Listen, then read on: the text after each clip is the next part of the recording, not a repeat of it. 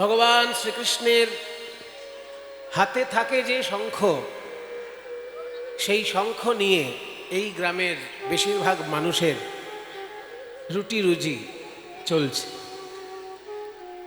এই শ্রীকৃষ্ণ এই শঙ্খ যে শুধু স্বামীর কল্যাণে স্ত্রীগণ হাতে পরেন তা নয়, কারণ শঙ্খ হাতে পরাটা ভারতবর্ষের কিন্তু সমস্ত রাজ্যে যে আছে তা নয়, কোনো কোনো রাজ্যে আছে শঙ্খ হাতে রাখা হয়। কাজেই স্বামীর কল্যাণে শঙ্খ হাতে পরা ছাড়াও মায়েরা অনেক কাজ করেন। স্বামীর কল্যাণের জন্য তারা ঈশ্বরের আশীর্বাদ পুত সিঁদুর কপালে নেন, যে সিঁদুরের মধ্যে দু রকমের আশীর্বাদ মিশে থাকে। এক, ঈশ্বরের পুজোর কোনো অংশ হিসেবে, পুজোর প্রসাদী হিসেবে সিঁদুর সে সিঁদুরের মধ্যে মিশে থাকতে পারে। আবার অন্য কোনো সতী নারী দেখবেন অনেক সময় নিজের সিঁদুর অন্যজনকে দান করছে। তাহলে এই যে সিঁদুর শাখা মায়েরা হাতে ধারণ করেন, শাখা শিরে ধারণ করেন সিঁদুর স্বামীর কল্যাণে। কিন্তু মায়েদের এটা একটা খুব গর্বের বিষয়, শঙ্খ পরা শুধু স্বামীর কল্যাণ নয়, ভগবানের হাতে রয়েছে শঙ্খ, সেইটা মনে রাখতে হবে। আবার যেমন তেমন নয়, স্বয়ং শ্রীকৃষ্ণের হাতে শঙ্খ রয়েছে। ভগবান শ্রীকৃষ্ণের হাতে যে শঙ্খটা থাকে, তবে শঙ্খ তিনি পরে থাকেন না, শঙ্খটা বাজানোর জন্য হাতে রাখেন। কেন শঙ্খটা তিনি হাতে রাখতেন? এই শঙ্খটা শ্রীকৃষ্ণ পেলেন কোত্থেকে, তারও একটা কাহিনী আছে। শ্রীকৃষ্ণের শঙ্খটার নাম কি? অন্য তারও একটা নাম আছে। দেখি কজন বলতে পারেন শ্রীকৃষ্ণের শঙ্খটার নাম কি?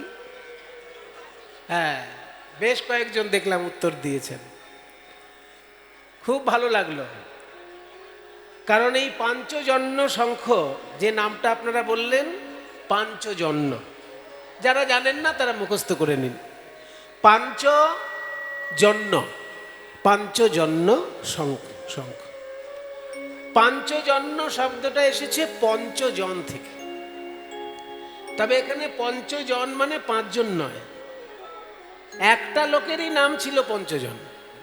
বেশ মজার ব্যাপার, মানুষ একটা, তার নাম পঞ্চজন।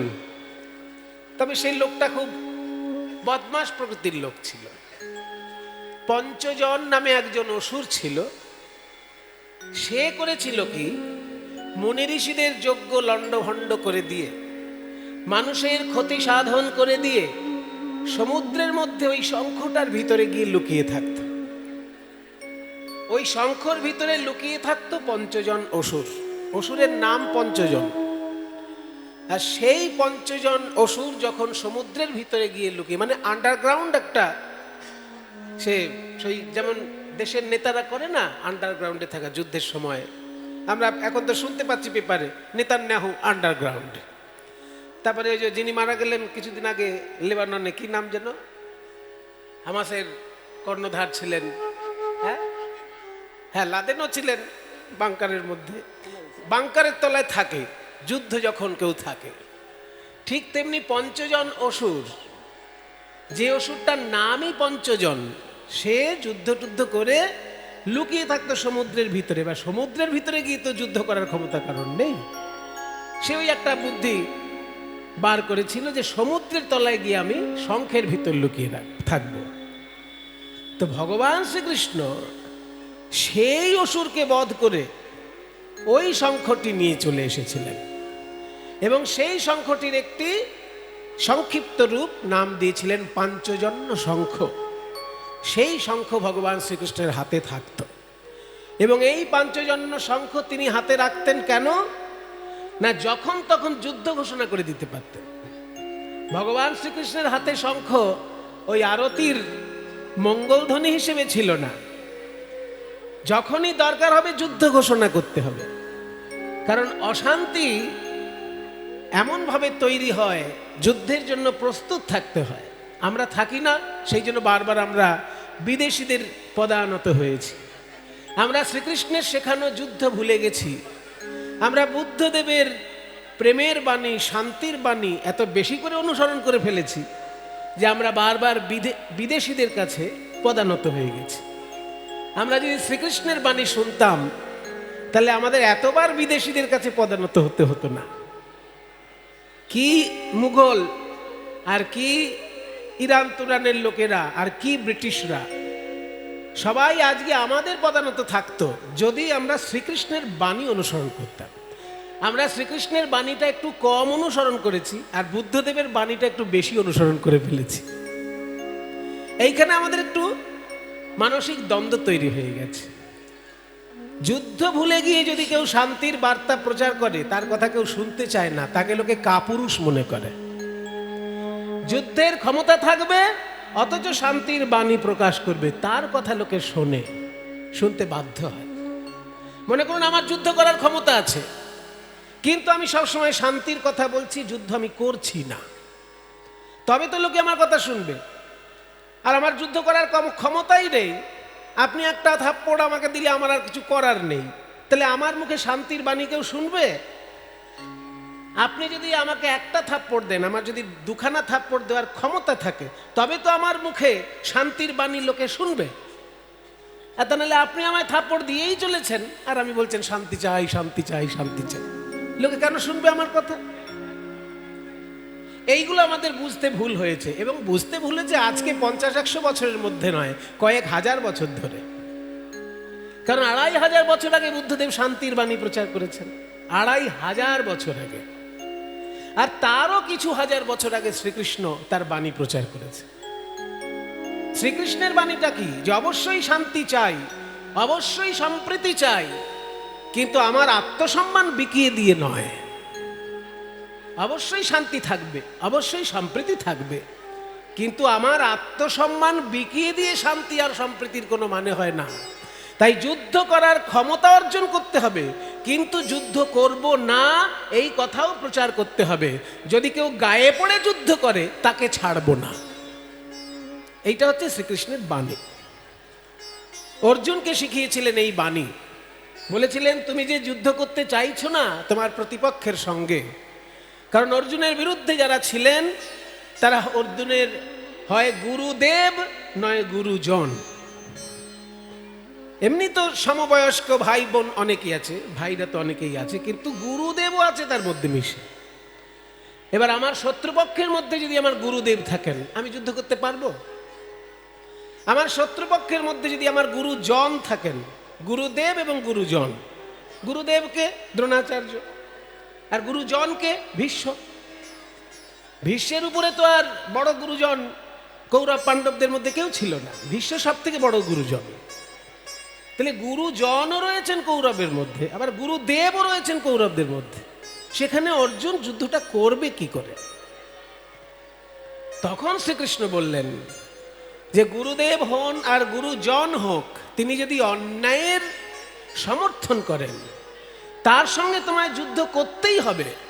যদি না করো তাহলে এই যুদ্ধে যদি তোমরা হেরে যাও, ওই ভীষ্মই তোমাকে বলবে অর্জুন তোমাকে অনেক আমি বীর মনে করেছিলাম, কিন্তু তুমি একজন কাপুরুষ। ওই ভীষ্মই তোমাকে বলবে, ওই দ্রোণাচার্যই তোমাকে বলবে। ওই গুরুদেব আর গুরুজন তখন হি হি করে হাসতে হাসতে তোমার কাছে এসে বলবে অর্জুন তোমাকে আমি বীর পুরুষ মনে করতাম, কিন্তু তুমি কাপুরুষ, তুমি কৌরবদের সঙ্গে যুদ্ধ করে জিততে পারলে না, যদি হেরে যাও তাহলে এই কথা শুনতে হবে।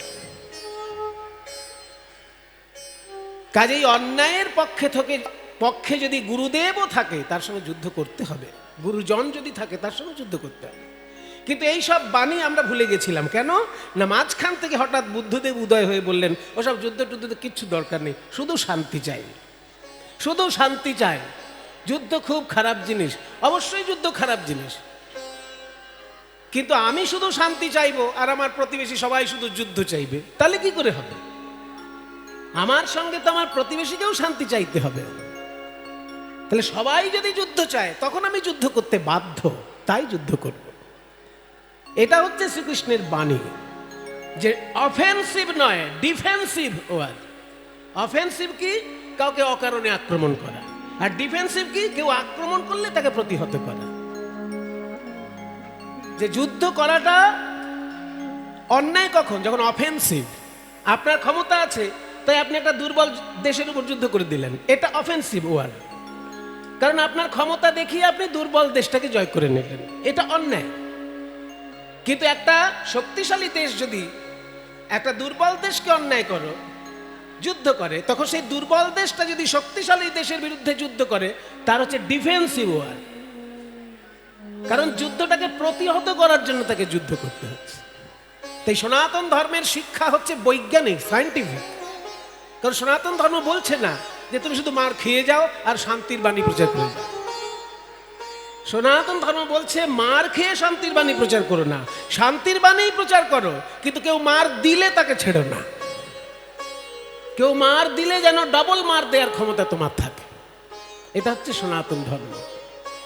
কিন্তু ভগবান শ্রীকৃষ্ণের সেই বাণী আমরা শুনিনি, আমরা বুদ্ধদেবের বাণী একটু বেশি শুনে ফেলেছি। সেই জন্য আমাদের এই অধঃপতন। তা নাহলে পশ্চিমা শক্তির কাছে আমাদের হারতে হবে, এটা কোনোদিন ভারতবাসী ভাবতেই পারেনি। অর্জুনের দেশ, ভীমের দেশ এই ভারতবর্ষ। তাই শ্রীকৃষ্ণের হাতে একটা শঙ্খ থাকতো, যে অন্যায় যেখানেই দেখবো আমি কিন্তু শঙ্খ বাজিয়ে দেবো। আর শঙ্খ বাজালেই আমার কথা যারা শোনো তারা সঙ্গে সঙ্গে যুদ্ধের জন্য প্রস্তুত হয়ে যাবে।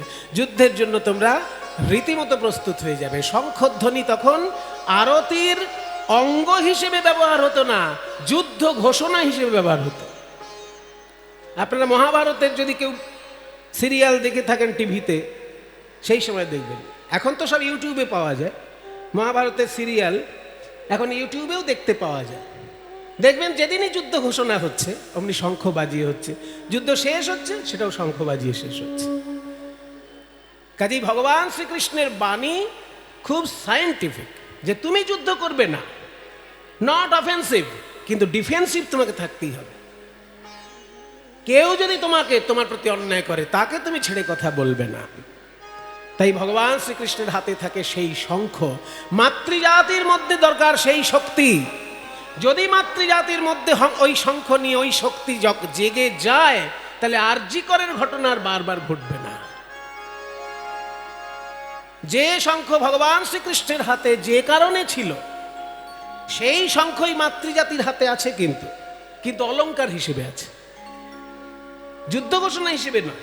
স্বামীর মঙ্গল কামনায় একটা মঙ্গল চিহ্ন হিসেবে শঙ্খ মায়েদের হাতে আছে। কিন্তু শ্রীকৃষ্ণের হাতে শঙ্খ ছিল যুদ্ধ ঘোষণার জন্য, ন্যায়ের পক্ষে অন্যায়ের বিরুদ্ধে যুদ্ধ ঘোষণার জন্য, শান্তির পক্ষে অশান্তির বিরুদ্ধে যুদ্ধ ঘোষণার জন্য।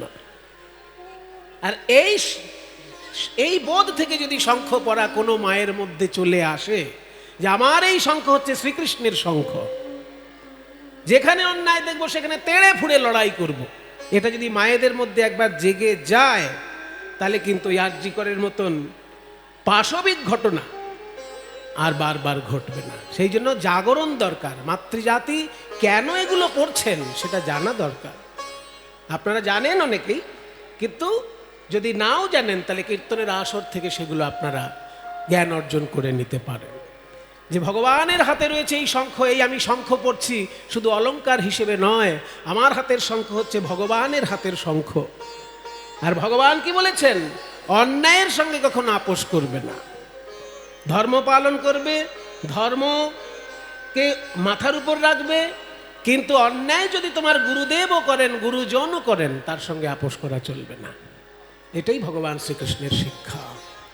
তাই আজকে আমরা ভগবান শ্রীকৃষ্ণের একটি প্রেম রসময়ের লীলা সাধন করব। কোন লীলায়? যেখানে লেখা রয়েছে অদ্বৈত কুমার পাল মহাশয় এবং বিজয়া পাল মহাশয়ার স্মৃতিচারণায় এই কীর্তন অনুষ্ঠান। তাদের আত্মা যেন শান্তিতে থাকে, স্বর্গবাসী হন, এবং বৈষ্ণবীয় দর্শনে তাদের আত্মা যেন শ্রীকৃষ্ণ সেবায় নিমগ্ন থাকেন। তারা যেন উপর লোক থেকে আমাদেরকে আশীর্বাদ করেন, আমরা আমাদের জীবনে এগিয়ে যেতে পারি। এই পরিবারের সর্বাঙ্গীন মঙ্গল কামনা করে, এই গ্রামের সকলের মঙ্গল কামনা করে, এই বিশ্ববাসীর সকলের মঙ্গল কামনা করে সবাই মিলে একবার বাহু তুলে নিতাই গৌর প্রেমানন্দে হরি বল, হরি বল, হরি বল। বুদ্ধদেবের বাণী আমরা ঠিক কিন্তু শুনিনি। বুদ্ধদেবের সব থেকে গুরুত্বপূর্ণ বাণী যেটা ছিল সেটা হলো মধ্যপন্থা অবলম্বন, মধ্যম পন্থা। আজকে আমরা আপনাদের সংক্ষেপে একটা কথা বলি। বুদ্ধদেব বলেছেন কোনো জিনিসের একদম শেষ মাথায় পৌঁছে যাওয়া ঠিক না, সমস্ত কিছুর মধ্যপন্থা অবলম্বন করা সাধারণ মানুষের উচিত। অসাধারণ মানুষের জন্য হয়তো আলাদা কোনো বিধি ব্যবস্থা থাকতে পারে, কিন্তু সাধারণ মানুষের খুব বেশি কঠোর বৈরাগ্য। সাধারণ মানুষ যদি দুদিন করতে যায়, তৃতীয় দিনে অসুস্থ হয়ে হাসপাতালে ভর্তি হবে। সেই জন্য খুব কঠোর বৈরাগ্য সাধারণ মানুষের দ্বারা সম্ভব নয়। রূপ গোস্বামী, সনাতন গোস্বামীর কথা আলাদা, ওনাদের যা মানে জীবনচরিত লেখা আছে সেই শুনলে তো মানে অবাক হতে হয়। বলছে এক এক বৃক্ষতলে এক এক রাত্রিবাস। আমরা পারবো? একটা গাছের তলায় একদিন থাকবেন। মাধবেন্দ্রপুরের এরকম বৈরাগ্য ছিল, তিনি একটা গাছের তলায় দুদিন থাকতেন না। যদি সেই গাছের প্রতি মায়া তৈরি হয়ে যায়, যদি মায়ার বন্ধন তৈরি হয়ে যায়, ওই জন্য একটা গাছের তলায় একটা রাত্রি থাকবে, দ্বিতীয় দিন অন্য কোনো গাছে, অন্য কোনো গ্রামে। আর রঘুনাথ দাস গোস্বামীর কথা তো বলারই নেই। বলছি দিন রাত স্মরণ মননে থাকতেন, আবার যখন ঘুমিয়ে পড়তেন স্বপ্নেও রাধা কৃষ্ণের স্মরণ মনন করতেন। হরিদাস ঠাকুর কেমন দিন রাত 3 লক্ষ নাম জপ করছেন, হরে কৃষ্ণ কৃষ্ণ কৃষ্ণ হরে হরে, হরে রাম রাম রাম হরে হরে। এই যে হরি নাম, তিনি দিন রাত 3 লক্ষ নাম এক দিনের মধ্যে। সহজ কথা। কত বড় বড় তপস্বী এনারা, এনাদের সঙ্গে যদি আমরা নিজেকে তুলনা করতে যাই তাহলে কিন্তু মহা বিপদ। এগুলো হচ্ছে এক্সট্রিম। ওনারা ওই রকম ক্ষমতা নিয়ে জন্মগ্রহণ করেন। আমি যদি চেষ্টা করতে যাই তাহলে হুচট খেতে হবে বারবার। তাই অতিরিক্ত বৈরাগ্য করতে গেলে তোমার হাসপাতালে ভর্তি হতে হবে, আবার অতিরিক্ত ভোগ করতে গেলেও তোমাকে হাসপাতালে ভর্তি হতে হবে। দুদিকেই হাসপাতাল। যদি অতিরিক্ত বৈরাগ্য তুমি চাও তাহলে হাসপাতাল, আবার অতিরিক্ত ভোগ তাহলেও হাসপাতাল। তাই বুদ্ধদেবের বাণীটা হলো মধ্যম পন্থা, অর্ধেকটা বৈরাগ্য অর্ধেকটা ভোগ। এটা যদি তোমার জীবনে একবার তুমি অনুসরণ করতে পারো তাহলে দেখবে তোমার অন্তত সংসার জীবন সুখে শান্তিতে তুমি পরিপূর্ণরূপে পার করে নিতে পারবে। ঠিক আছে, খাওয়া দাওয়া ভালো করেই করো, কিন্তু একাদশী যেদিন করছো ঠাকুরের নামে উপোস করো। ওইখানে একটু বৈরাগ্য হয়ে গেল তোমার, ওইখানে একটু তোমার বৈরাগ্য হয়ে গেল। যখনই এরকম মনে হবে যে আমি একটু ভোগের মধ্যে বেশি চলে যাচ্ছি, অমনি নিজেকে সেখান থেকে গুটিয়ে নাও। আমার নিজের কথাই একদিন বলছি আপনাদেরকে, দেখছিলাম যে বেশ মোটা হয়ে যাচ্ছি হালকা হালকা। তো তখন হলো কি যে মুখে একটা ঘায়ের মতন হলো, কিছুই খাওয়া যাচ্ছে না। যা খেতে যাচ্ছি তাতেই গিয়ে যেইখানটা ঘা হয়েছে সেইখানেই লাগছে। কি মানে আশ্চর্য এইসব ব্যাপার হলো, তাই না? দেখবেন ব্যথা যেখানে হয় ওইখানেই যেন বারবার ব্যথা লাগে। তো এবার খাবার খেতে গিয়ে দেখছি মুখের একটা জায়গায় একটা ফুসকুড়ি মতন হয় ভিতরে, আর যে খাবারই খাই সে ওইখানে গিয়েই লাগে। তখন আমি গিন্নিকে বললাম, তুমি এক কাজ করো, এই ঘা মুখের যতদিন না সারছে আমি কোনো খাবার খাবো না, বিনা চিনির পায়েস করে দেবে একটু করে। তো দুপুরেও 1 বাটি পায়েস খাচ্ছি আর রাতেও 1 বাটি পায়েস খাচ্ছি, সারা 24 ঘন্টার মধ্যে চাও খাচ্ছি না, কিছুই খাচ্ছি না, নাথিং। শুধু দুপুরে 1 বাটি পায়েস। কেন? এইটা আমি অনুসরণ করলাম কোত্থেকে? জৈন সাধুদের দেখে। জৈন সাধুদেরকে দেখেছি যারা একেবারে উলঙ্গ থাকেন এবং খুব ভালো ভালো জ্ঞানের কথা বলেন। জৈন সাধুরা 2 রকমের, এক ধরনের আছেন পুরো উলঙ্গ থাকেন, আর এক ধরনের আছে সাদা পোশাক পরেন। যারা উলঙ্গ থাকেন তাদেরকে বলে দিগম্বর, আর যারা সাদা পোশাকের জৈন সাধু এরা গুজরাটে, রাজস্থানে ওই এলাকায় বেশি এনাদের ধর্মটা প্রচারিত আছে। সারা ভারতেই ছিল এককালে, কিন্তু এখন সীমিত সংখ্যক জৈন দেশে বাস করছেন। তো সেই সাধুদের মধ্যে একটা আছে, তারা কিন্তু হাত পেতে চাইবেন এবং যে সংসারী লোক দান করবে ওই হাতে যতটুকু খাবার ধরে সেইটুকুই খায় তারা। পুরো থালা সাজিয়ে একেবারে চর্বচস্য লেজ্জ পেয়েও ওই রকম খান না, হাতে যতটুকু ধরলো ওইটুকুই খেয়ে সাধুর খাওয়া হয়ে গেল। তা আমি ভাবলাম জৈন সাধু যদি এরকম একটুখানি খাবার খেয়ে থাকতে পারে, আমি কেন পারবো না? তা আমি তখন বললাম যে শুধু পায়েস, তাতে চিনি থাকবে না, দুধ আর ভাত, হ্যাঁ পায়েসের মতো মাখামাখি, তা সে মুখে দেখছি কোথাও লাগছে না, বেশ মুখে দিচ্ছি আর পেটে চলে যাচ্ছে সুন্দরভাবে। হ্যাঁ, কোথাও লাগছে না, কিছু না, বেশ 3 দিন কাটিয়ে দিলাম, দেখলাম 3 দিনের মধ্যে ও ঘাও শুকিয়ে গেল আর আমি যেন একটু রোগা হয়ে গেলাম। এইটা যদি বারবার আমরা করতে পারি, ওই একদিন একবার করে ফেলেছি তাই, কিন্তু যদি বারবার এরকম আমরা করতে পারি তাহলে দেখব যে শ্রীকৃষ্ণও যা বলছেন সেটাও যেমন ঠিক, বুদ্ধদেবও যা বলছেন সেটাও ঠিক। বুদ্ধদেব বলছেন মধ্যপন্থা অবলম্বন করবে, কঠিন বৈরাগ্য অবলম্বন করতে গিয়ে হাসপাতালে ভর্তি হয়েও না, আবার তীব্র ভোগ বাসনার মধ্যে ডুবে গিয়ে হাসপাতালে ভর্তি হয়েও না। না কঠিন বৈরাগ্য, না তীব্র ভোগ, মাঝখানে থাকো, যেটুকু প্রয়োজন ভোগ, বাকিটা ত্যাগ, এর মধ্যে দিয়ে জীবন কাটা। এটা বুদ্ধদেবের প্রধান বাণী। আর শ্রীকৃষ্ণও তাই বলছেন। বৈরাগ্য আসে কোথা থেকে? শ্রীকৃষ্ণ নিজে বলেছেন। বৈরাগ্যের বাণী শ্রীকৃষ্ণের মধ্যে পাওয়া যায়। গীতার পাতা উল্টে দেখুন যে বৈরাগ্য পাবো কোথা থেকে। অর্জুন যখন বলল না যে হে কৃষ্ণ, আমার এই মনটাকে কিছুতেই আমি নিয়ন্ত্রণ করতে পারছি না, তখন চঞ্চলং হি মনঃ কৃষ্ণ প্রমাথি বলবৎ দৃঢ়ম তস্যাহং নিগ্রহং মন্যে বায়োরিব সুদুষ্করম। শ্রীকৃষ্ণকে অর্জুন বলছে এই কথাটা, যে চঞ্চলং হি মনঃ, আমার মনটা খুব চঞ্চল, প্রমাথি, এ বেটা গোয়ার টাইপের, যা বলে তাই করে, আমার কথা শোনেই না আমার মন। বলবৎ, আবার বলবান, শরীরের থেকে কিন্তু মন বেশি বলবান। এই কথাটা আপনারা যদি না মানেন তাহলে একবার হিমালয়ে যাবেন। আমি যখন হিমালয়ে দর্শনে গেছিলাম, ওই কেদারনাথ দর্শন, বদ্রীনারায়ণ দর্শন সব করে এসেছি মাকে সঙ্গে নিয়ে। মা, স্ত্রী, কন্যা 3 জনকেই সঙ্গে নিয়ে তীর্থ দর্শন করেছি। তীর্থ দর্শন যখন করবেন শুধু নিজে করে চলে আসবেন না, যে কজনকে পারবেন সঙ্গে নিয়ে যাবেন। তা মা, স্ত্রী, কন্যা 3 জনকেই সঙ্গে নিয়ে কেদারনাথ দর্শন করেছি, বদ্রীনারায়ণ দর্শন করেছি। ওইখানে দেখি কি আমি ঘোড়ায় চেপে যাচ্ছি, কিন্তু একজন খোঁড়া, তার 2 পা নেই, সে শুধু 2 হাতের উপর ভর করে ওই পাহাড়ে উঠছে। তখন নিজেকে এত খারাপ লাগতে লাগলো, কত দুর্বল মনে হতে লাগলো নিজেকে, যে আমি হাত আছে, পা আছে, তবু আমি ঘোড়ার পিঠে চেপে যাচ্ছি, আর ওই একজন আছে তার 2 পাই নেই, শুধু হাতের উপর ভর করে সে পাহাড়ে উঠছে। তখন আমি বুঝলাম যে ধর্ম পালন শুধু শরীরের দ্বারা হয় না, মনের জোরে হয়। ওই লোকটির পা নেই, কিন্তু মনের জোরে সে পাহাড়ে উঠছে, মনের জোরে। তাই অর্জুন বলছে কৃষ্ণকে, আমার মনটা কেমন জানো? বলবৎ, মানে শরীরের থেকেও বলবান মন। দৃঢ়ম, মন হচ্ছে খুব শক্ত, মনকে ধরা যায় না বটে, কিন্তু মন খুব শক্ত জিনিস।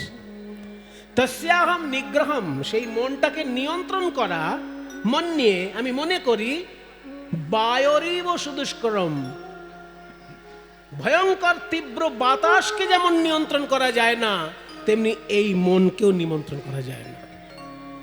যদি এখনই এখানে 50 কিলোমিটার বেগে ঝড় আসে, কেউ আর আপনারা শান্ত হয়ে কীর্তন শুনতে পারবেন? আর যদি 100 কিলোমিটার বেগে আসে, প্যান্ডেল ফ্যান্ডেল সব উড়িয়ে নিয়ে চলে যাবে। আর 200 কিলোমিটার যদি থাকে, দুর্বল বাড়িকে উড়িয়ে নিয়ে চলে যাবে। তাহলে 200 কিলোমিটার বেগের ঝড়কে যেমন আটকানো সম্ভব না, তেমনি এই মনের গতিকে আমি নিয়ন্ত্রণ করতে পারছি না। তস্যাহম নিগ্রহম মন্যে, মন্যে মানে মনে করি, বায়োরিব, ঝড়ের মতো, সুদুষ্করম, দুষ্কর ব্যাপার, ভয়ঙ্কর মারাত্মকভাবে দুষ্কর ব্যাপার এই মনকে নিয়ন্ত্রণ করা। তখন শ্রীকৃষ্ণ উত্তর দিচ্ছেন যে অর্জুন, মনকে নিয়ন্ত্রণ করা খুবই কঠিন, কিন্তু আমার যদি একটা কথা শোনো, 2 উপায়ে মনকে নিয়ন্ত্রণ করা যায়। শ্রীকৃষ্ণ বলছে, বৈরাগ্যের কথা গীতার পাতাতেও রয়েছে, সেটাই দেখা যায়, অনেক আছে, আমি একটা উদাহরণ দিচ্ছি। তখন শ্রীকৃষ্ণ বলছেন কি, অসংশয়ং মহাবাহো মন দুর্নিগ্রহম চলম। অসংশয়ং মানে নিঃসংশয়ে তুমি ঠিক কথা বলেছ অর্জুন, তুমি ঠিক কথা বলেছ। এখানে অর্জুনকে অর্জুন বলেননি, মহাবাহু বলছে, মানে মহাবাহু। বাহু শব্দটাকে সম্বোধনে ওকার হয়, যেমন সাধু সম্বোধনে সাধো হয়, তেমনি বাহুটা বাহো, মহাবাহু। অর্থাৎ হে মহাবলশালী অর্জুন, এই মহাবাহু বলার উদ্দেশ্য কি?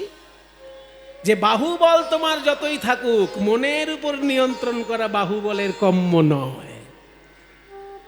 সেই জন্য এটা একটুখানি খোঁচা মারা সম্বোধন আর কি, যে তুমি মহাবাহ, সাংঘাতিক জিম টিম করে একেবারে ফুলে ফেপে এসেছ, কিন্তু এই শক্তিশালী শরীরে মনকে যে নিয়ন্ত্রণ করতে পারবে এমন কোনো গ্যারান্টি নেই। এটা শ্রীকৃষ্ণ বলছেন অর্জুনকে, অসংশয়ং মহাবাহ মনা দুর্নিগ্রহম চলম। মন হচ্ছে দুর্নিগ্রহ, মানে মনকে নিয়ন্ত্রণ করা কঠিন, এবং চলম মানে চঞ্চল। মন হচ্ছে চঞ্চল এবং নিয়ন্ত্রণ করা সহজ নয়, কিন্তু অসম্ভব নয়। হ্যাঁ, মুশকিল হ্যায় লেকিন নামুমকিন নেই হ্যায়, এটা বলে না হিন্দিতে, মুশকিল হ্যায় লেকিন নামুমকিন নেই হ্যায়, মানে কঠিন কিন্তু অসম্ভব নয়। মনকে নিয়ন্ত্রণ করা কঠিন কিন্তু অসম্ভব নয়। এবার অসম্ভব নয় কেন, এইবার বলছেন কৃষ্ণ, দুটো কারণ, দুটো উপায়ে মনকে নিয়ন্ত্রণ করা যায়। বলছে অভ্যাসেন তু কৌন্তেয় বৈরাগ্যেন চ গৃহ্যতে। যদি অসৎ অভ্যাস কমিয়ে আনা যায়, সৎ অভ্যাস বাড়িয়ে তোলা যায় এবং বৈরাগ্য অনুসরণ করা যায়, তাহলে মনের উপর নিয়ন্ত্রণ আসবেই আসবে। ওই যে বললাম, সকালে টিফিন, দুপুরে লাঞ্চ, রাত্রে ডিনার, কিচ্ছু না, হাফ বাটি পায়েস, তাতেও চিনি থাকবে না। এগুলো যদি করতে পারি, করতে পারছি না তাই দায়ে ঠেকেছি, তাই হয়তো করে ফেলেছি ওই কদিন, কিন্তু যদি করতে পারি আমরা, সম্ভব। মনের উপর নিয়ন্ত্রণ সম্ভব যদি বৈরাগ্য সে অর্জন করতে পারে এবং ওই যে বললাম অসৎ অভ্যাসগুলো আস্তে আস্তে কমিয়ে ফেলা, সৎ অভ্যাসগুলো আস্তে আস্তে বাড়িয়ে ফেলা। মনে করুন আপনার রোজ 1 বোতল মদ খাওয়া অভ্যাস আছে, ঠিক আছে খান, কিন্তু আপনি এই যে কীর্তনে শুনে গেলেন অসৎ অভ্যাস কমাতে হবে আর সৎ অভ্যাস বাড়াতে হবে, আপনি বাড়ি গিয়ে কি করবেন? 1 বোতলের জায়গায় 1 ছিপি কমিয়ে দেবেন। 1 মাস 1 ছিপি কমিয়ে মদটা খান। 1 ছিপি ভূতকে খাওয়াচ্ছেন মনে করে ঢেলে দিন, মানে ভূতগুলোও তো ঘুরছে মদ খাওয়ার জন্য। যেসব মাতালগুলো মরে ভূত হচ্ছে, তারা মদ খাওয়ার জন্য ঘুরে বেড়াচ্ছে না? কাজে আপনি যখন খাবেন 1 ছিপি মাটিতে ঢেলে দেবেন, যেটা ভূত, মাতাল ভূত এসে খাক। তারপরে 1 মাস পর 2 ছিপি ঢেলে দেবেন, বাকি বোতলটা আপনি খাবেন, 2 ছিপি ভূতের উদ্দেশ্যে। শেষকালে আর মাঝে মাঝে কীর্তন শুনবেন, কীর্তন শোনাটা বাড়িয়ে দেবেন। যখন দেখবেন যে 1 ছিপি মদ কমিয়েছেন, তখন কীর্তন শোনা 1/2 ঘন্টা বাড়িয়ে দেবেন, 1/2 ঘন্টা কীর্তন শোনা বাড়িয়ে দিলেন। আবার যেই 2 ছিপি মদ কমালেন, তখন কি 1/2 ঘন্টা কীর্তনটা 1 ঘন্টা কীর্তনে নিয়ে চলে যান। মানে বদভ্যাস কমানো, সদভ্যাস বাড়ানো, এইটুকু যদি অভ্যাসে আনতে পারেন, তারপরে দেখবেন শেষে আপনার বোতলের মদ শুধু ভূতেই খাচ্ছে, আপনার আর খেতে ইচ্ছে হচ্ছে না। এসে যাবে, হয়ে যায় কারোর কারোর, কোনো কোনো ভাগ্যবানের হয়ে যায়। তাই ভগবান শ্রীকৃষ্ণ যেগুলো বলছেন সেগুলো শুধু গীতার পাতাতে থেকে যাচ্ছে, আর আমরা শুধু ধূপকাঠি দেখাচ্ছি গীতার পাতাতে। একবার পড়ে জীবনে সেগুলোকে আনার চেষ্টা করছি না।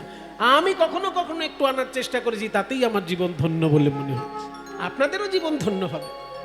আমি তেমন কিছুই পারি না, কিন্তু যেটুকুও পারি জানি আমার সাধু গুরু বৈষ্ণবের কৃপায়, আমার বাবা মার আশীর্বাদে হয়তো কিছু আমি পারি, কিন্তু সবটা পারি না। আপনারাও চেষ্টা করবেন, দেখবেন ভগবানের বাণী আমাদের মঙ্গলের জন্য এত কিছু তিনি লিখে রেখেছেন। বলছে সদভ্যাস বাড়াও আর বদভ্যাস কমাও, আর বৈরাগ্যেতে আস্তে আস্তে চলে এসো। তুমি এসি ঘরেই থাকো, কিন্তু 1 ঘন্টা অন্তত তুমি বাইরে গিয়ে রৌদ্রেও বসবে। 24 ঘন্টার মধ্যে 2 ঘন্টা যদি রৌদ্রে বসতে পারো আর 22 ঘন্টা যদি এসিতে থাকো, তাহলে তোমার কোনো ক্ষতিই হবে না। কিন্তু রৌদ্রে তুমি একবারও বসলে না, শুধুই এসিতে থাকলে, তাহলে দেখবে তোমার আস্তে আস্তে কিন্তু শরীর একেবারে দুর্বল প্রকৃতির হয়ে যাবে। কাজে এসিতেও থাকো আবার রৌদ্রেও বসো, এই দুটো সমান যদি কেউ করতে পারে, তবে তার মনের উপর নিয়ন্ত্রণ আসবে, বৈরাগ্য সাধনা সম্পন্ন হবে। তাই আজকে মহাপ্রভু কি করছেন? পূর্বলীলার ভাব অনুসারে বাঁশি বাজাচ্ছেন। মুরলী শব্দ করি, মুরলী শব্দ করি বদন,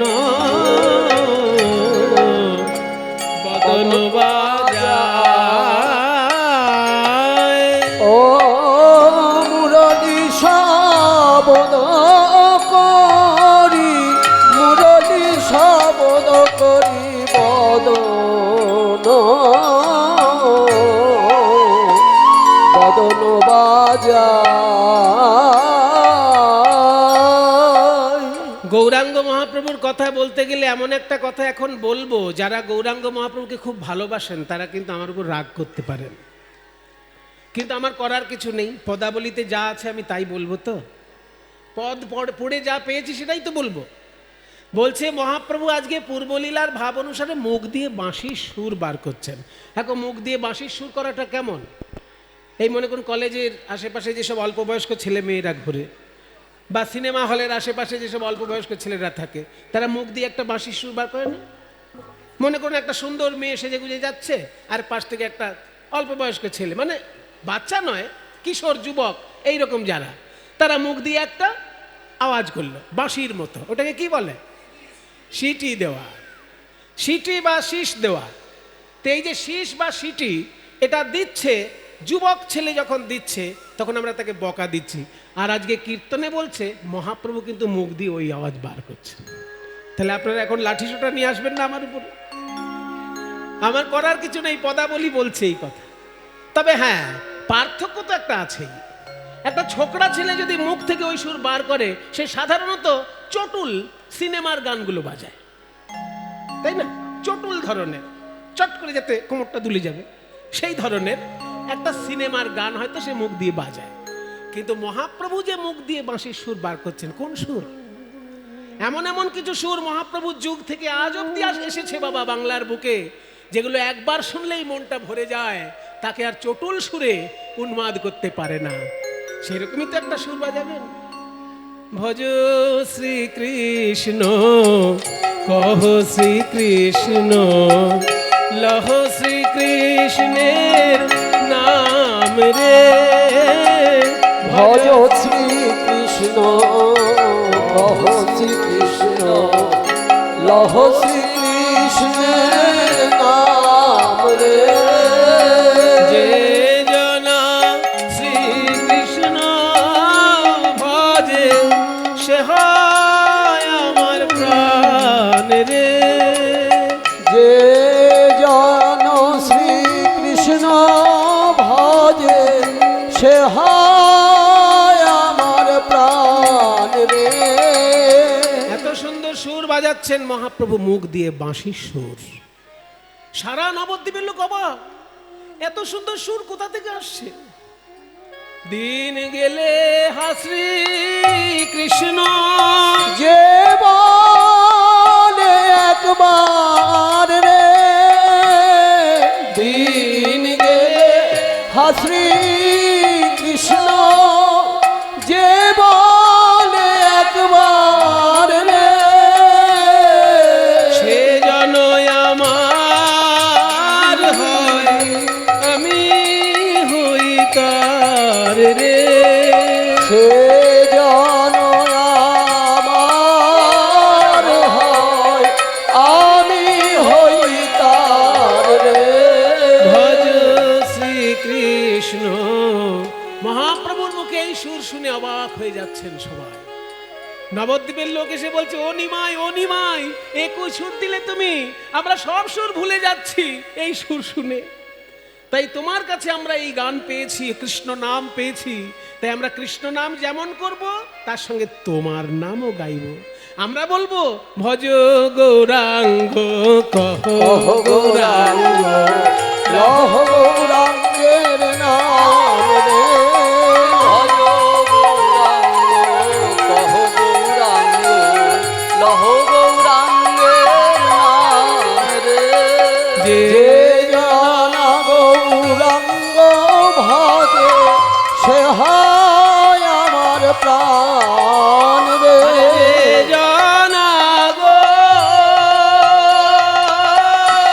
গৌরাঙ্গ ভজে,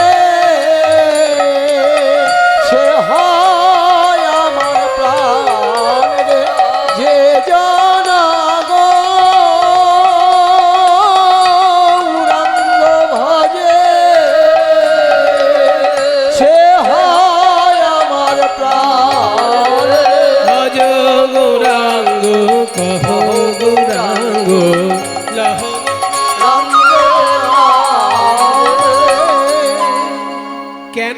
বাজাচ্ছে আজকে গৌরাঙ্গ মহাপ্রভু মুখ দিয়ে বাঁশি। ভক্তগণ আড়াল থেকে বলছে কেন বাজাচ্ছে জানো?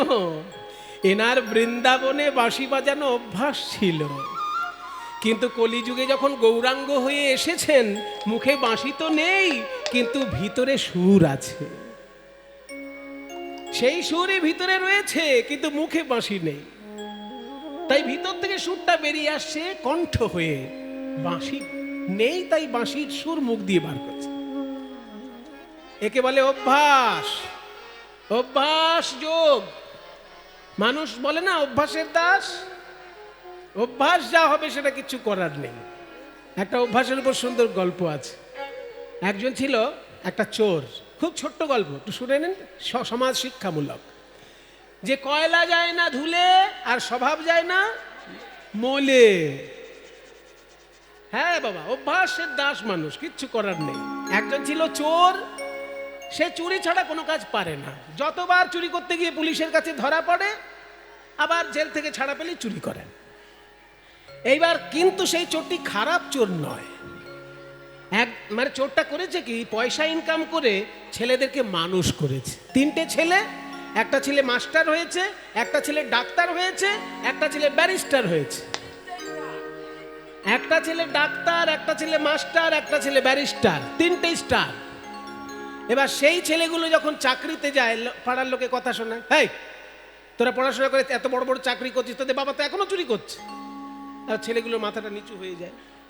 তো 3টে ছেলে একদিন বাবাকে বসিয়েছে টেবিলে, গোল টেবিল বৈঠক করছে, যে বাবা আপনার সঙ্গে আমাদের একটু কথা আছে। হ্যাঁ বলো, তাড়াতাড়ি বলো, আমার সময় নেই। বাবা, আপনি আমাদেরকে মানুষ করেছেন, কিন্তু আপনার কাজটা যেটা ছিল সেটা খুব নিন্দনীয়। আপনি লোকের বাড়িতে চুরি করে পয়সা উপার্জন করে আমাদেরকে মানুষ করেছেন। যেহেতু আমরা মানুষ হয়েছি, তাই আপনার সকল দোষ আমরা ক্ষমা করে দিয়েছি। আমরা মাস্টার, ডাক্তার, ব্যারিস্টার হয়েছি, কিন্তু এবার তো আপনি চুরিটা বন্ধ করতে পারেন। এখন আপনার চুরি করার কি দরকার? তখন মৃদু হেসে বাবা উত্তর দিচ্ছে, খোকা, আগে চুরি করতাম স্বভাবে, অভাবে, আর এবার চুরি করি স্বভাবে। মানে আগে চুরি করতাম অভাবে, আর এবার চুরি করি স্বভাবে।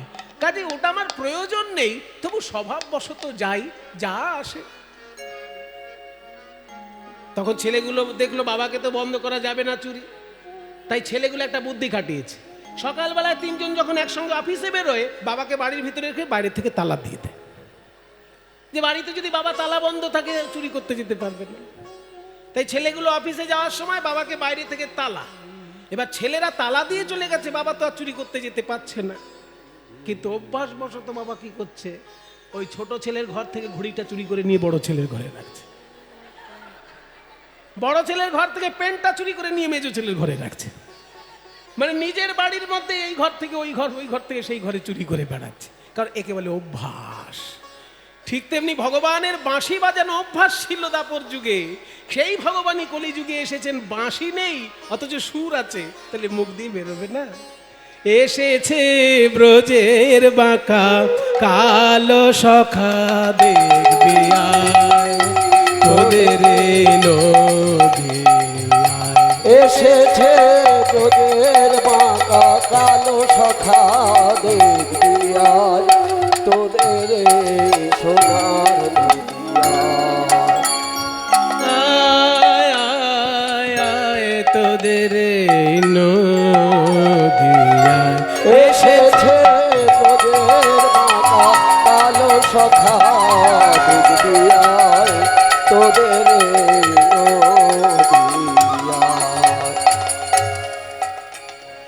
নাই নাই নাই আর তার কালো বরণ নাই।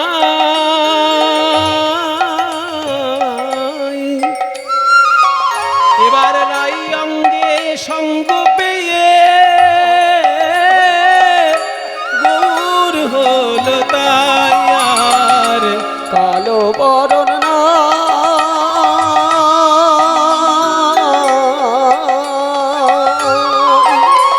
এবার রায় অঙ্গে সঙ্গ পেয়ে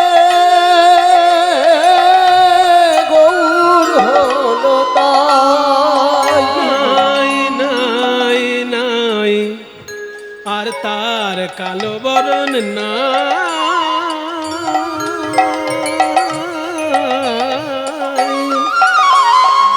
এবার রাই অঙ্গে সঙ্গ পেয়ে গৌর হলো তাই। আর তার কালো বরণ না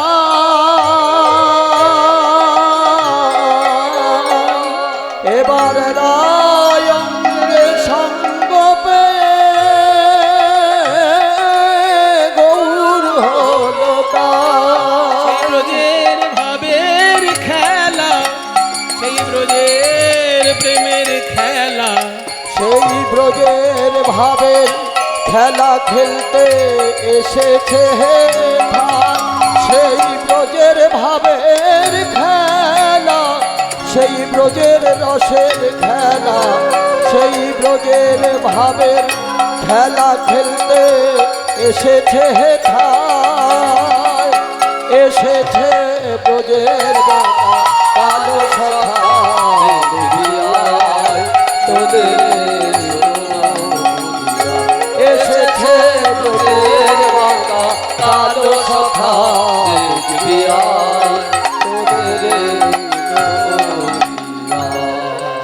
এবার বলি প্রেমেতে ঋণী হয়েছে তারা তাই হাতের বাঁশি কেড়ে নিয়ে বিদায় দিয়েছে প্রেমেতে হয়েছে তারা তাই হাতের বাঁশি কেড়ে নিয়ে বিদায় দিয়েছে। ভারতীয় শাস্ত্র পৃথিবীর কাছে একটা নতুন কথা শুনিয়ে দিল গরিব মানুষ বড় লোকের কাছে ধার দেনা করে এটা শোনা যায় কিন্তু ভগবান ভক্তের কাছে ধার করে এই তো জীবনে প্রথম শুনছি। ভগবান ভক্তের হৃদয়ে যে প্রেম আছে সেই প্রেমটা নেবার জন্য তার কাছে ধার করেছে ঋণ প্রেম ঋণ ভাবা যায় কত উচ্চ স্তরের দর্শন। আমি ঋণ কার কাছে নেব আমার কাছে না থাকলেই তবে তো একজনের কাছে ঋণ নেব। ভগবানের হৃদয়ে প্রেম আছে ভক্তের হৃদয়েও প্রেম আছে কিন্তু ভগবান ভাবছেন ভক্তের হৃদয়ের প্রেমটা যদি আমি নিতে না পারি তাহলে আমি ঋণীর থেকে যাব আমার অভাব থেকে যাব।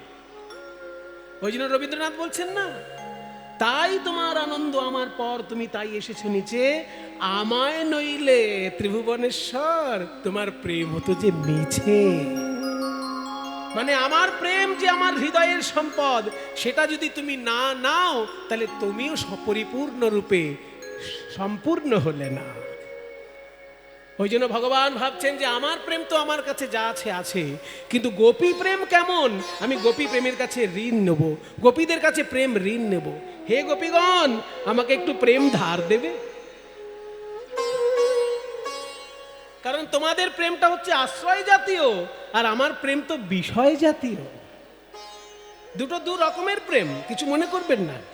এসব সূক্ষ্মাতি সূক্ষ্ম বিশ্লেষণ বৈষ্ণব আচার্যের সান্নিধ্য না পেলে এগুলো জানা যায় না শুধু বইপত্র পড়ে সব হয় না গুরুদেবের কৃপা চাই আর সঠিক বৈষ্ণবের সঙ্গ চাই। সঠিক বৈষ্ণবের সঙ্গ না পেলে না অনেক সূক্ষ্মাতি সূক্ষ্ম জিনিস আপনার মাথায় ঢুকবে না। যেমন আমার নিজের কথাই বলছি আমি একদিন আমার গুরু ভাইকে জিজ্ঞাসা করেছিলাম আমরা যে শিখা বাঁধি না এই শিখা বাঁধানোর একটা মন্ত্র আছে শিখা বন্ধনের একটা মন্ত্র আছে বলছে ব্রহ্মবাণী সহস্রাণী শিববাণী শতানি চ বিষ্ণুর নাম সহস্রেণ শিখা বন্ধন করম্যহম। ব্রাহ্মণ যদি শিখা বন্ধন করে শুধু গায়ত্রী মন্ত্র পাঠ করলেই হয় কিন্তু ব্রাহ্মণ ছাড়া অন্য যদি কেউ শিখা বন্ধন করে তার একটা মন্ত্র হচ্ছে যে ব্রহ্মবাণী সহস্রাণী শিববাণী শতানি চ বিষ্ণুর নাম সহস্রেণ শিখা বন্ধন করম্যহম। মানে ব্রহ্মার 1000 বাণী আমার হৃদয়ে থাক শিব ঠাকুরের 100টা বাণী আমার হৃদয়ে থাক এবং বিষ্ণু সহস্র নাম স্মরণ করে আমি শিখা বন্ধন করছি। এটা হচ্ছে বন্ধনের মন্ত্র। আর শিখা মুক্ত করার মন্ত্র কখন যখন বাথরুমে যাবেন। যেহেতু আগেকার দিনে মানুষ বাথরুমে একবারই যেত সেই জন্য তাদের একবারই শিখা মুক্ত করতে হতো। আমরা সব রোগী টোগী লোক আমাদের এখন বারবার যেতে হয় তাই না 24 ঘন্টার মধ্যে একবার বাথরুমে যায় এরকম লোকের সংখ্যা কম আছে। আগেকার দিনে যেহেতু সাধক তপস্বী প্রকৃতির মানুষ, এখনো আছে অনেক জায়গায় তপস্বী লোক, তারা একবার বাথরুমে যায়, তাও সূর্য ওঠার আগে, এবং সেই সময় শিখাটা মুক্ত করে দিতে হবে বাথরুমে যাওয়ার সময়।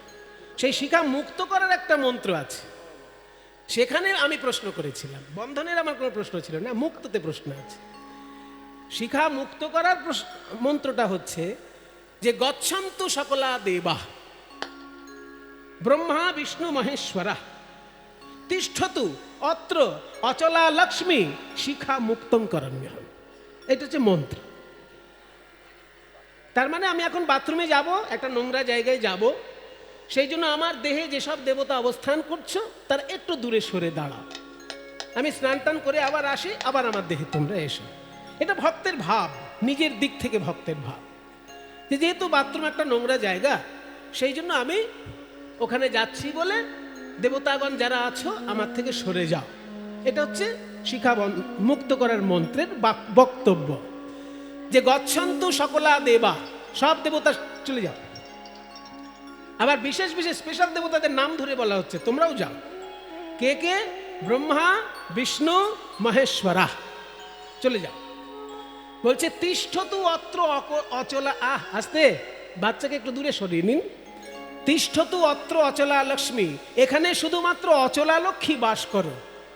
শিখা মুক্তং করম্যহম, আমি শিখা মুক্ত করছি। তাহলে এই যে অচলা লক্ষ্মী শুধু থাকো আর সব দেবতা চলে যাও, এইখানটায় আমার খটকা লেগেছে। আমি আমার দাদাকে জিজ্ঞেস করছি, আমার মানে গুরু ভাই, তিনি ত্যাগী বৈষ্ণব, মাধবানন্দ দাস বাবাজি, শ্রীমৎ বৈষ্ণবচরণ দাস বাবাজি মহারাজ ছিলেন মানে প্রচণ্ড রকমের ত্যাগী, আর তারই ত্যাগী শিষ্য মাধবানন্দ দাস। তাকে আমি জিজ্ঞেস করছি, দাদা এইখানে আমার প্রশ্ন, তুমি কেন বলছো, মানে সমস্ত বৈষ্ণবকেই প্রশ্নটা, এবার তোমাকে সামনে পেয়েছি তাই তোমাকে ধরেছি, যে তুমি কেন বলছো সব দেবতা শরীর থেকে চলে যাও আর শুধু লক্ষ্মী আমার কাছে থাকো? তোমরা তো টাকা পয়সা ছেড়ে বাবাজি হয়েছ, আমরা সংসারী লোক, পয়সা কড়ির মধ্যে থাকতে হয় আমাদের, কিন্তু তোমরা তো সবকিছু ত্যাগ ত্যাগ করেই বাবাজি হয়েছ, বিষয় আশয়ের সঙ্গে তোমাদের সম্পর্ক নেই। তাহলে লক্ষ্মী আমার কাছে থাকুক আর সব দেবতা চলে যাক, এটা আবার কেমন মন্ত্র হলো? তাহলে তোমরা কি বিষ্ণুর উপাসক না লক্ষ্মীর উপাসক?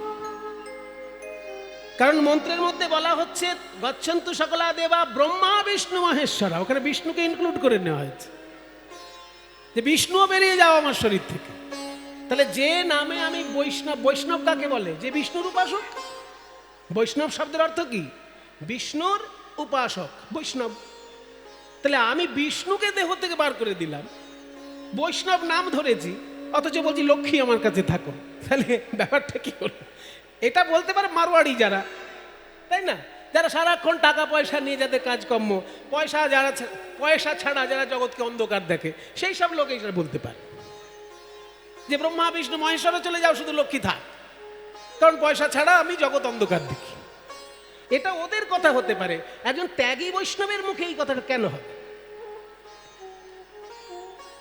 তখন আমার দাদা এত সুন্দর একটা উত্তর দিলেন, তখন আমি বুঝলাম যে বইপত্র পড়ে শুধু শাস্ত্র জানা যায় না। তখন দাদা বললেন, ওরে এখানে লক্ষ্মী মানে হচ্ছে ভক্তি দেবী। বিষ্ণু চলে গেলে যেতে পারে, কিন্তু বিষ্ণুর শক্তি কখনো আমাদেরকে ছেড়ে যায় না। শক্তি কখনো ছেড়ে যায় না, শক্তি মানুষের সঙ্গে থাকে, তাই মানুষ বেঁচে থাকে। মানুষের ভেতর থেকে শক্তি চলে গেলে মানুষ জড় পদার্থে পরিণত হয়। তাই বিষ্ণু চলে যায় কিন্তু বিষ্ণুর শক্তি যেতে পারে না। তাই বলছে সবাই যাক, কিন্তু বিষ্ণুর শক্তি যেন আমার কাছে থাকে। আর সেই শক্তিটা কি? বিষ্ণুর শক্তিটার নামই হচ্ছে ভক্তি। অর্থাৎ ভক্তিরূপী অচলা লক্ষ্মী যেন আমার কাছে থাকে। আপাতত দেবতারা বাইরে থাকুন, আমি যখন স্নান টান করে আবার বাইরে আসব, এই ভক্তিই আমাকে সমস্ত দেবতাকে আবার টেনে এনে দেবে। তাই ভক্তিরূপা লক্ষ্মী আমার কাছে থাক, আর সব দেবতা এখন আমার থেকে বাইরে। এই জন্য চাই বৈষ্ণব সঙ্গ। ঋণ চাইছেন ভগবান কেন? যে আমার প্রেমের বড় অভাব, কারণ যে প্রেম আমার কাছে আছে তার নাম বিষয় জাতীয় প্রেম, আর গোপীদের হৃদয়ে যে প্রেম আছে সেই প্রেমটার নাম আশ্রয় জাতীয় প্রেম। আমি একটু প্রেম ভিক্ষা চাই, ভিক্ষা না ধার চাই, পরে মিটিয়ে দেব। তখন গোপীগণ বললেন যে ধার দেব একটা চোরকে? হ্যাঁ গো, চোরকে কেউ ধার দেয়? ভদ্রলোক হলে ধার দেওয়া, আরে ভদ্রলোককেই ধার দিতে চায় না লোকে। আমি যদি কাউকে বলি 10,000 টাকা আমায় ধার দিন, তো তখন লোকে কি বলবে? দেব মশাই, কিন্তু আপনি সোনার আংটিটা আমার কাছে রাখুন, তাই না? তাহলে সোনার আংটি বন্ধক রাখলে তবে 10,000 টাকা ধার পাওয়া যাবে। তা গোপীরাও শ্রীকৃষ্ণকে তাই শুনিয়ে দিল যে আমরা প্রেম ধার দিতে পারি, তোমার বাঁশিটা বন্ধক রাখো। যতক্ষণ না তুমি প্রেম ঋণ শোধ করছো কলিযুগে গিয়ে, যখন কলিযুগে গৌরাঙ্গ হয়ে আচণ্ডালে দ্বারে দ্বারে এই প্রেম বিতরণ করবে, তবে আমাদের ধার শোধ হবে। যদি সেটা না করো, যতক্ষণ সেটা না করছো, ততক্ষণ এই বাঁশি আমাদের কাছে থাকবে। প্রেমেতে ঋণী হয়েছে তারা তাই হাতের বাঁশি কেড়ে নিয়ে বিদায় দিয়েছে। হয়েছে তারা তাই হাতের বাঁশি কেড়ে নিয়ে বিদায় দিয়েছে। রাধা নাম সাধবে কিসে, বাঁশি নাই নাম সাধবে কিসে, সাধের নাম সাধবে কিসে, বদনে তাই গুণ গায়। রাধা নাম সাধবে কিসে, বাঁশি নাই নাম সাধবে কিসে, সাধের নাম সাধবে কিসে, বদনে তাই গুণ গায়। এসেছে ব্রজের কালো সখা তোদের এসেছে ব্রজের কালো সখা তোদের। ভগবান গোপীদের কাছে প্রেম ঋণ নিয়েছিলেন, সেই ঋণটা দাপর যুগে শোধ করতে পারেননি, তাই গোপীরা বাঁশি বন্ধক রেখেছিল আর বাঁশি ছাড়া ভগবানকে কলিযুগে পাঠিয়ে দিয়েছে। তাই গৌরাঙ্গের কাছে বাঁশি নেই, অথচ সুর আছে, তাই মুখ থেকে সুরটা বার করছে। এই এত যে সুর গৌর সুন্দর করছেন, সব থেকে বেশি অবাক কে হলো জানেন? পণ্ডিতের পাণ্ডিত্য দেখলে সাধারণ লোকে অবাক হয় ঠিকই, কিন্তু বেশি অবাক হয় পণ্ডিত লোক। সাধারণ লোক যদি পণ্ডিতের পাণ্ডিত্য দেখে অবাক হয়, সেটা খুব একটা আশ্চর্য ব্যাপার নয়, কিন্তু পণ্ডিত চট করে অবাক হয় না, কারণ জানে ওর যা জ্ঞান আছে আমারও সেই জ্ঞান আছে।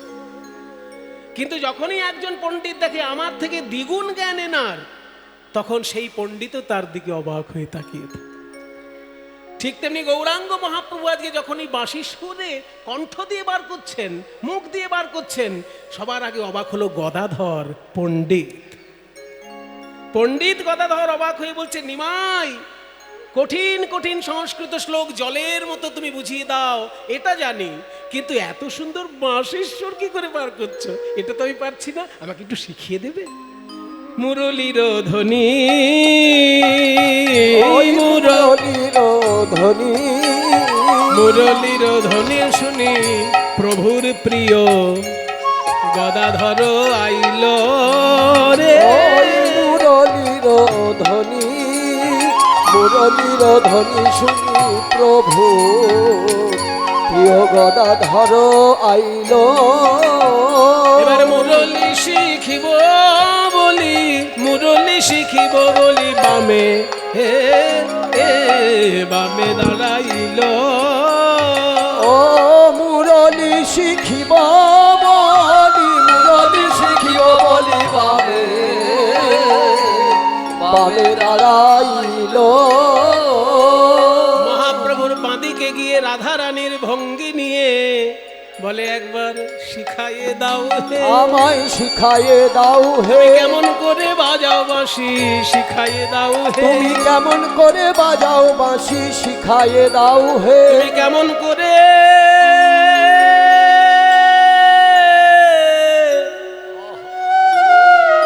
বাজাও বাঁশি,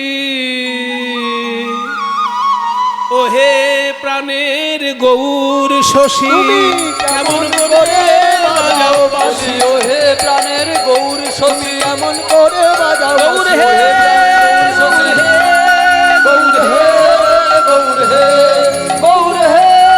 গৌর হে, গৌর হে, গৌর হে, আমায় শিখাইয়ে দাও হে। ও মুরলী শিখিব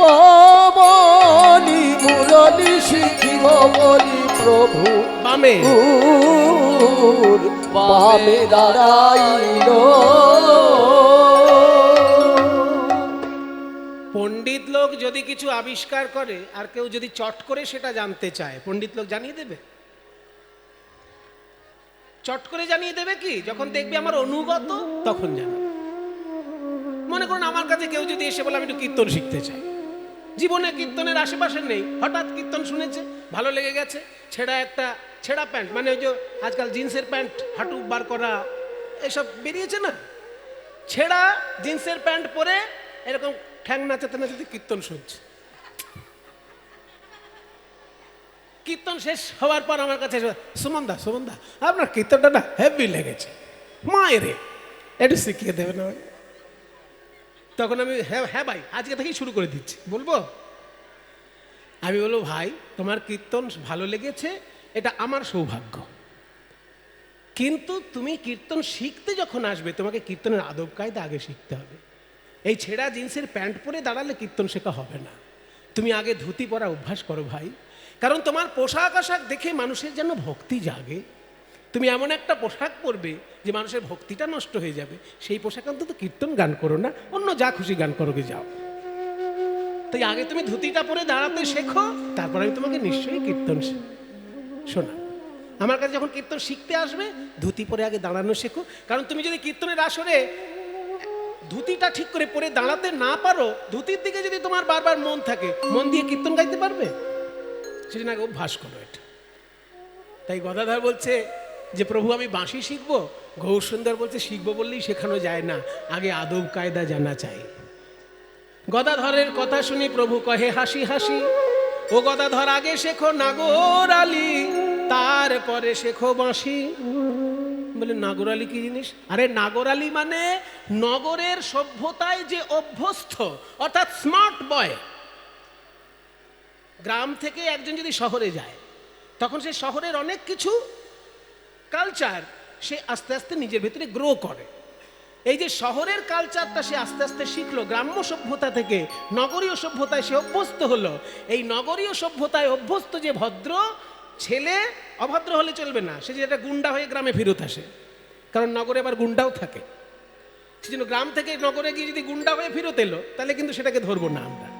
কিন্তু গ্রাম থেকে নগরে গিয়ে একটা ভদ্র ছেলে হয়ে, ভালো ছেলে হয়ে গ্রামে ফিরে এলো, তাকে আমরা বলবো নাগর, মানে নগরীয় সভ্যতায় অভ্যস্ত যে ছেলে, অর্থাৎ স্মার্ট বয়, হিরোইজম যার মধ্যে গ্রো করেছে, সেই রকম ছেলে আমরা নাগর বলবো। তা আগে নাগর আলী শেখো, তারপর বাঁশি শেখাবো। বলে নাগর আলী শিখতে গেলে কি করতে হবে, বাঁশি শিখতে গেলে কি করতে হবে? তিনটে জিনিস করতে হবে। আগে দাঁড়াতে শেখো, আগে দাঁড়াতে শেখো, দাঁড়াতে শেখো, দাঁড়াতে শেখো, ত্রিভঙ্গি বঙ্কি মোঠামে দাঁড়াতে শেখো, ওই ত্রিভঙ্গ বঙ্কি মোঠামে দাঁড়াতে শেখো। আরে বাবা বাঁশি শিখবো, ত্রিভঙ্গ বঙ্কি মোঠামে কেন দাঁড়াবে? বলছে তিন জায়গায় বাঁকা হবে এমন ভাবে দাঁড়াতে হবে। কেন না, গাছে হেলান দিয়ে শ্রীকৃষ্ণ বাজি বাজাতেন। এবার গাছে হেলান দিলে হয় কি, যখনই আপনি হেলান দেবেন অমনি আপনার শরীরের তিন জায়গায় বেঁকে যাবে, ঘাড় বাঁকবে, কোমর বাঁকবে আর চরণ বাঁকবে। এই তিন জায়গায় বাঁকে বলে ভগবান শ্রীকৃষ্ণের ত্রিভঙ্গ বঙ্কিমোঠাম। ব্যাখ্যায় বলা হয়েছে ত্রিভঙ্গ কেন না, স্বর্গের দেবতাগণ ডাকছে, সেদিকে সাড়া দিতে গিয়ে এক অঙ্গ বাঁকা, মর্তের মানুষ ডাকছে, তাদেরকে কৃপা করতে গিয়ে আর এক অঙ্গ বাঁকা, আর পাতালের দৈত্যকুল নাগকুল ডাকছে, তাদের জন্য এক অঙ্গ বাঁকা, তিন অঙ্গ বাঁকা কৃষ্ণের। তাই তুমি ত্রিভঙ্গ বঙ্কিমোঠামে দাঁড়াও আগে। বলে কেন? কারণ শরীরের ভারটা তোমার গাছ নেবে, গাছে হেলান দিলেই ত্রিভঙ্গ হবে, আর শরীরের ভারটা তোমার গাছ নিয়ে নেবে, তখন আর শরীর নিয়ে তোমায় চিন্তা করতে হবে না, মন দিয়ে তুমি বাঁশিটা বাজাতে পারবে। তাই দাঁড়াতে শেখো, দাঁড়াতে শেখো, ত্রিভঙ্গ বঙ্কি মোঠামে দাঁড়াতে শেখো, ত্রিভঙ্গ বঙ্কি মোঠামে দাঁড়াতে শেখো। এটা প্রথম। দ্বিতীয় কায়দা কি? বলে দ্বিতীয় কায়দা হচ্ছে চাইতে শেখো, চাইতে শেখো, আর নয়নে মৃদু হেসে চাইতে শেখো, আর নয়নে মৃদু হেসে চাইতে শেখো। আর নয়নে তাকাতে শিখতে হবে, এটা দ্বিতীয় শিক্ষা। আর নয়নে তাকাবো কেন? হ্যাঁ, বাঁশি শিখবো, মনে করুন কীর্তন গাইবো, কীর্তন শিখবো মশাই, আর চোখে কেন তাকাবো? বলে শোনো, শিল্পীদের আর চোখে তাকানো শিখতে হয়। কেন শিখতে হয়? কারণ আছে। মনে করো তুমি সুন্দর বাঁশি বাজাচ্ছ, একটা রাগ ভালো বাজাচ্ছ, কিন্তু সামনে যারা বসেছে তারা রাগরাগিনী বোঝে না। কিন্তু বাঁদিকে এমন একজন বসেছে, সে খুব রাগরাগিনী বোঝে। এবার তুমি বাঁশিটা নিয়ে যদি বাঁদিকে ঘুরে যাও, তাহলে সামনের মানুষগুলোকে অসম্মান করা হলো। তাই তোমায় করতে হবে কি, বাঁশিটা সোজাই রাখতে হবে, কিন্তু তোমার নয়ন যাবে বাঁদিকে। বাঁদিকে যে রসজ্ঞ শ্রোতা মন দিয়ে শুনছে, তার সঙ্গে ভাবের আদান প্রদান হবে নয়নে নয়নে। মুখ সমান থাকলো, সোজা থাকলো, কিন্তু নয়নে নয়নে ভাবের আদান প্রদান। ওই জন্য আর চোখে তাকানো শিখতে হবে। আর নয়নে মানে সে তো বুঝলাম, মৃদু হাসতে হবে কেন? মৃদু হাসাটা হচ্ছে 3 নম্বর শিক্ষা শিল্পীর। সমস্ত শিল্পীর এখান থেকে শিক্ষা লাভ হয়ে যাচ্ছে। শিল্পী যে হবে তাকে মৃদু হাসি শিখতে হবে। কারণ হচ্ছে, যখন কোনো শিল্প কেউ প্রকাশ করে তার খুব পরিশ্রম হয়। এই যে খোল বাজাচ্ছে যারা, সামনে দিয়ে যাতায়াত করা যাবে না। যারা ডান দিকের শ্রোতা আছেন, বাইরে যেতে গেলে ডান দিকে চলে যাবেন, আর যারা বাঁ দিকের শ্রোতা আছেন, বাইরে যেতে গেলে বাঁ দিক দিয়ে চলে যাবেন। এই সামনে এরকম বারবার যাতায়াতের পথ তৈরি করবেন না। ঠিক আছে, ঠিক আছে, আপনি চলে এসেছেন, চলে যান। ও ঠাকুমা, তাড়াতাড়ি যাও। ওরে বাবা, লাইন শেষ হচ্ছে না, যাও। এবার ওইখানটা ঘিরে দিন, মানে একটু ঘিরে বসুন, কাউকে ঢুকতে দেবেন না। হ্যাঁ, বলছে মৃদু হাসবো কেন? মৃদু হাসাটার কি দরকার? শিল্পী মাত্রেই এটা শিক্ষা নেওয়া উচিত। শিল্প যখনই কেউ প্রকাশ করে, সেই শিল্পের মধ্যে পরিশ্রম থাকে। গান গাইলে পরিশ্রম আছে, নাচলে পরিশ্রম আছে, বাজনা বাজালে পরিশ্রম আছে, কিন্তু মুখে থাকবে তার হাসি। কারণ যারা শিল্প দেখতে এসেছে, তারা তোমার পরিশ্রমের প্রকাশ দেখতে আসেনি। সেই জন্য তোমার যতই কষ্ট হোক, কষ্ট থাকবে তোমার ভিতরে, কিন্তু বাইরে থাকবে হাসি। তবে তো তুমি শিল্পী। এটা ভালো বুঝতে পারবেন যারা নৃত্য শিল্পী আছেন তাদের কাছে। যদি নৃত্য কখনো দেখবেন যেসব মেয়েরা নাচে, হয়তো দুর্গা নৃত্য করছে বা শিবের নৃত্য করছে, নাচে অনেক পরিশ্রম, কিন্তু মুখে তার হাসি আছে। এটা গুরু তাকে শেখায় যে শারীরিক পরিশ্রম তোমার ব্যক্তিগত ব্যাপার, ওটার সঙ্গে লোকের কোনো সম্পর্ক নেই। সেই জন্য শিল্প যখন প্রকাশ করবে, তোমার হাজার পরিশ্রম হোক, মুখে যেন তোমার হাসি থাকে। কারণ মানুষ সারাদিনের পরিশ্রম করে এসেছে এই আসরে তোমার কাছে একটুখানি সুন্দর শিল্প পাবে বলে। এবার তোমার ওই গুমরা মুখ বা তোমার পরিশ্রমী মুখ যদি তাদের কাছে প্রকাশ পায়, তারা ওই বিরক্তিটা নিয়ে বাড়ি যায়। তাই শিল্পীর যতই পরিশ্রম থাক, তার মুখে হাসি থাকতে হবে। হ্যাঁ, এবার ঠিক আছে। আমেরিকায় খোলবাজি এসেছে, যা তা মনে করবেন না। সবাই মিলে ওকে আশীর্বাদ করবেন। ওর নাম হচ্ছে রাজদীপ, আর আরেকটা নাম আছে গৌরাঙ্গ। ওর নাম গৌরাঙ্গ। খুব ছোটবেলা থেকে শ্রীখোল বাজনা, যখন হাফ প্যান্ট পরতো তখন থেকেও শ্রীখোল বাজনা করছে, সাধনা করছে। এই কদিন আগেই আমেরিকায় ও খুব সুন্দর অনুষ্ঠান করে এসেছে। মানে জো বাইডেন পর্যন্ত সেই মঞ্চে ছিল যেখানে ও খোল বাজিয়ে এসেছে। কাজেই আশীর্বাদ করবেন ওরা যেন সঙ্গীত সাধনা নিয়ে আরো এগিয়ে যেতে পারে। তাই শিল্পীর যখন প্রকাশ হয়, শিল্প অনেক পরিশ্রম হয়, কিন্তু লোকের কাছে সেটা যেন ধরা দেওয়া যাবে না, মানুষের কাছে হাসি মুখ থাকে। আর নয়নে মৃদু হেসে চাইতে শেখো, আর নয়নে মৃদু হেসে চাইতে শেখো, আর নয়নে মৃদু হেসে অধরে মুরলি লিয়ে, আর নয়নে মৃদু হেসে অধরে মুরলি লয়ে, আর নয়নে মৃদু হেসে অধরে মুরলি লয়ে, আর নয়নে মৃদু হেসে অধরে মুরলি লয়ে, আর নয়নে মৃদু হেসে চাইতে শেখো। আগে শেখো নাগর আলী, আগে শেখো নাগর আলী, পরে পরে শেখো বাঁশি। গদাধর কহে প্রভু, গদাধর কহে প্রভু, গদাধর কহে প্রভু, সেবা নাগর আলী, সেবা কি প্রকার? বংশী কহে নয়ন বাঁকা ত্রিভঙ্গয়া, বংশী কহে নয়ন বাঁকা ত্রিভঙ্গয়া, কারণে বংশী কহে নয়ন বাঁকা ত্রিভঙ্গয়া।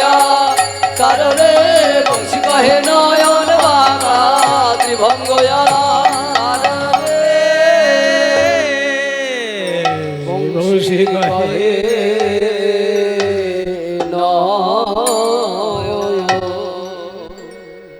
তাহলে যাই আমরা মধুময় শ্রীধাম বৃন্দাবন। চলো মন গঙ্গা যমুনা তীর। একটা হিন্দি ভজন স্মরণ করে যাই বৃন্দাবন। চলো রে চলো রে চলো রে চলো, হরি বল হরি বল। চলু রে চলু রে চলু রে চলু রে চলু রে চলু রে চলু রে চলু রে চলু রে চলু রে চলু রে গঙ্গা যমুনা তীর চলো গঙ্গা যমুনা চলো গঙ্গা যমুনা তীর চলো গঙ্গা যমুনা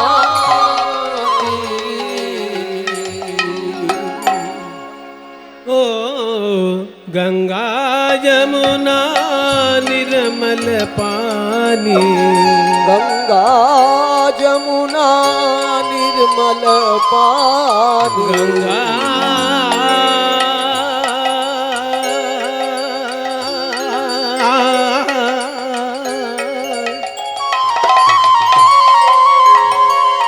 जमुना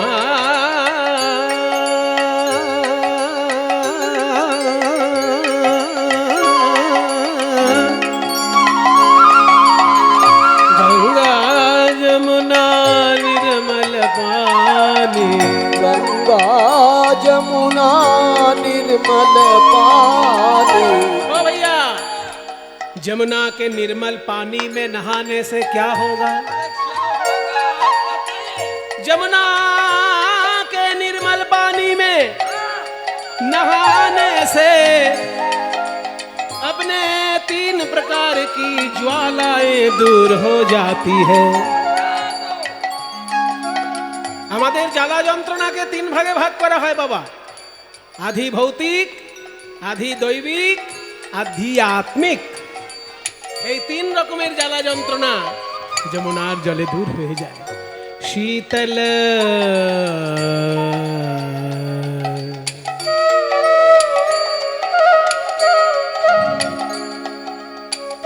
शीतल होत शरीर चलो मन गंगा जमुना तीर चलो मन गंगा जमुना तीर चलो मन गंगा जमुना तीर। सुनो भैया, जमुना के किनारे में जाके हम क्या देखेंगे?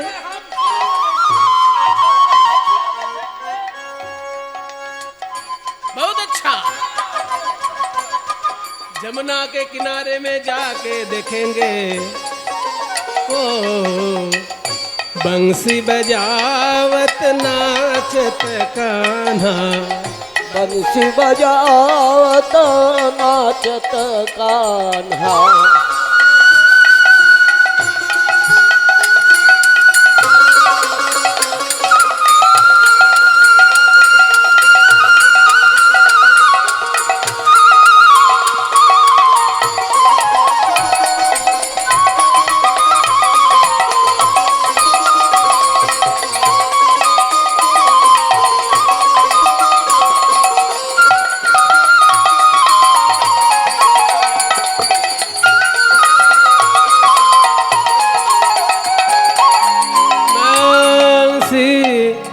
बंसी बजावत नाचत कान्हा, बंसी बजावत नाचत कान्हा।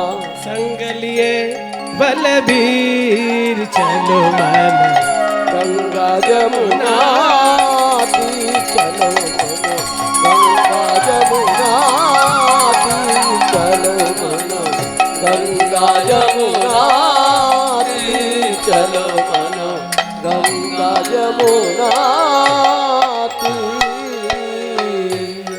হাসি মুখ রাখো, পরিশ্রম করলে দেখানো যাবে না, হাসি মুখ।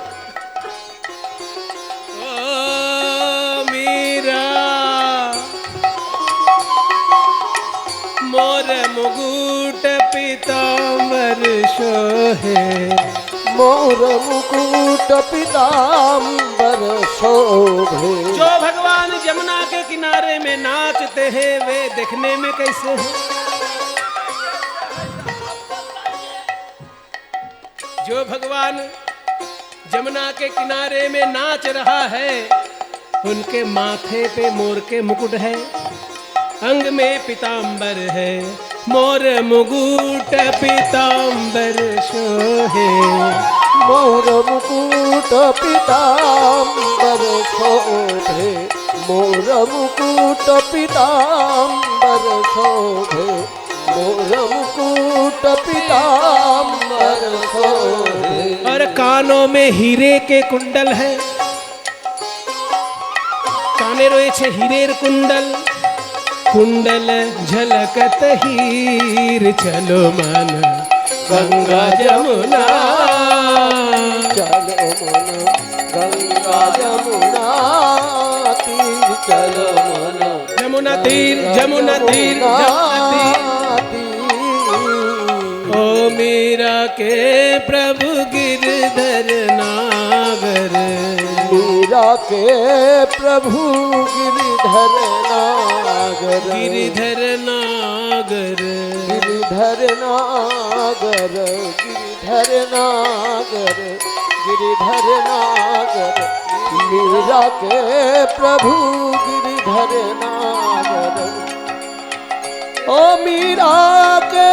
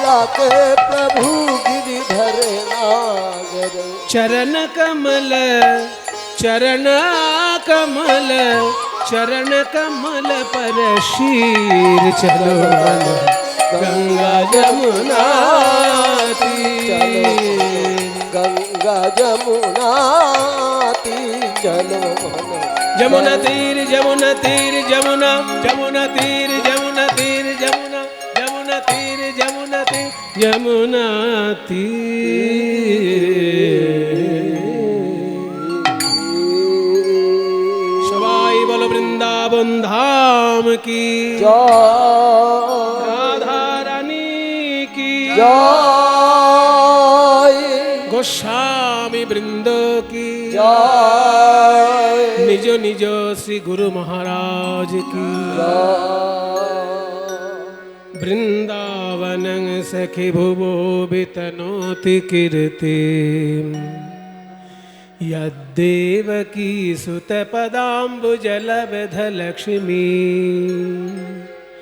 गोविंद वेणुमनुमत्त मयूर नृत्यं, प्रेक्ष्यादृशान्वरतान्य समस्त सत्वम्।